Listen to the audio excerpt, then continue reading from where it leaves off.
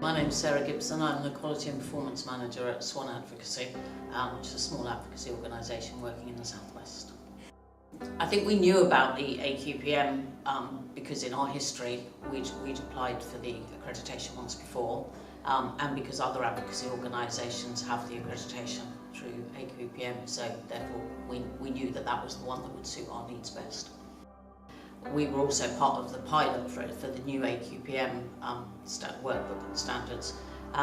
So it was what I expected, and actually we found the whole process quite orderly and quite organised and quite efficient, if you like. It was quite clear what we needed to do, quite clear what AQPM were looking for, and it was a case of sort of marrying the two together. I think it was a little bit scary for some people at first, and I think there was perhaps a sense from some of our frontline advocates that it wouldn't really, what's it got to do with us, it'll all be about sort of management and infrastructure. I think once they realised, actually based on the advocacy principles and the advocacy code of practice, then they could see that it did relate to what they did, and they engaged with it. And actually I think, yeah, learned quite a lot from the process, because they could see how what they do actually is part of the bigger organisation, and how it fits to sort of national standards like John's.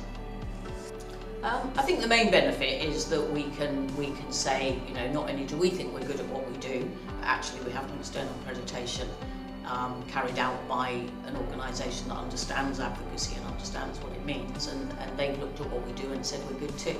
So it kind of gives us that confidence in the organisation about what we do. And for our commissioners, it means they've got an external sort of benchmark, which is really useful. And I think for people who use the service, it kind of gives them some confidence that they can think, you know, that, yeah, this organisation, somebody's looked at it, somebody's looked at what they do and how they do it, and said yes. So hopefully that gives them confidence too. I'd say do it. You know, it will undoubtedly uncover areas of weakness.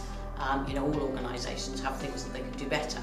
And we were no exception to that, but actually what it did is it kind of gave us a framework to say, okay, that's an area of work that we need to do something about, and this is what we need to do, so let's get on and do it. So it kind of gives you that infrastructure and format to actually improve what you do, and you know, any organisation will tell you want to do that. So yeah, go for it.